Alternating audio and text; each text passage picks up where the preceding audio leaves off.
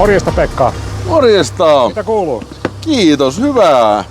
Pitkästä aikaa näkee sua. Työpäivä taas alkaa olla pulkassa. No niin, tultiin sitten hyvää aikaa. Kyllä. Pelipaikalla. Sä tulit vähän päivittää näyttöä. Päivitetään näyttö, niin sä saat ne viimeisimmät ominaisuudet sinne mittalaitteeseen ja Loistavaa. oikein hyödy irti siitä. Niin. Kyllä. Mutta ei mitään, hyppää sä tänne alas, niin mä ole ystävällinen. Laitetaan homma käyntiin.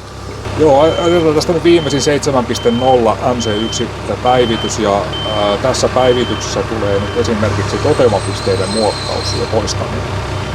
Tämä on ollut kauan asiakkaiden toivomuslistalla ja nyt se saatiin sitten vihdoin täältä uunista ulos. Niin tästä kun asiakkaalle näitä päivitetään, niin saadaan aina se viimeisin hyöty mittalaitteeseen ja parhaimmat ominaisuudet sitten käyttöön. Tämä näkymä. Pekka sanoi, että muutama sentin on kulunut toi huuli, niin me voitaisiin tässä samalla reissulla nyt sitten kalibroida toi kauhake vielä saman tien. Täältä sitten otetaan luiskakauha. Mennään täältä päivitykseen. Päivitys on menossa taustalla, mutta täältä vaan luiskakauha ja lähdetään täältä sitten mittaamaan kauhan pituutta ja leveyttä ensimmäisenä. Eli täältä opastaa tämä mittalaite, että mitä pitää tehdä missäkin vaiheessa. Pekka hyppää nyt tonne ja voitaisiin avata vaikka ikkuna, niin mä syötän täältä aina sulle lukemia ja Pekka voi sitten tuolla hytissä näpytellä tonne näyttöön.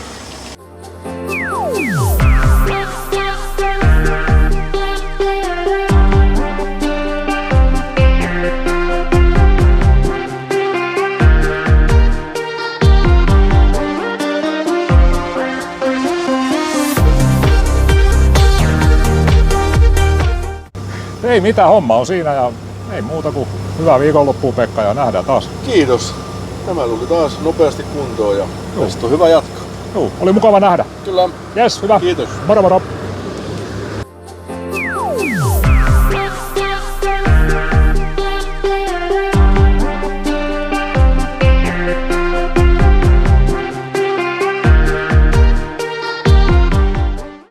Mä oon Timi Lahtinen. Mä oon ollut Leikalla töissä nyt 7 vuotta koneohjaustuessa. No isompana osana mun työtä on toi meidän etätuen hoitaminen puhelimeen ja sähköpostin välityksellä sekä sitten asiakaskoulutusten pitäminen ihan luokkahuoneessa tai koneiden tykönä. Asiakkaat tyypillisesti kysyy laitteiden käytöstä, työnkuluista sekä sitten malleista on aika paljon kyselyitä. Me tehdään yhteistyötä oikeastaan koko talon kanssa. Autetaan myyntiä tarvittaessa kokoonpanoissa tai asiakaskäynneissä sekä sitten auttaa meidän mittalaitehuoltoa ja meidän asennustiimiä. Tavallinen työpäivä yleensä on toimistolla tietokoneen ääressä. Odotellaan, että asiakkaat ottaa meihin yhteyttä ja sitten auttaa asiakkaita niiden ongelmien kanssa. Tyypillinen asiakas on työkoneen kuljettaja ja palautetta me kerätään tukipuheluiden päätteeksi. Asiakkaille lähtee NPS-kysely. Sitä kautta kerätään sitten palautetta meidän toiminnasta. Meidän puhelintuen numero on auki arkisin 7–5 ja sinne me asiakkaat soittelee ja me vastaillaan sitten tuleviin puheluihin. Jos linjat on ruuhkautunut, niin soitellaan järjestyksessä takaisin joka ikinen, ketä sinne on yrittänyt soittaa.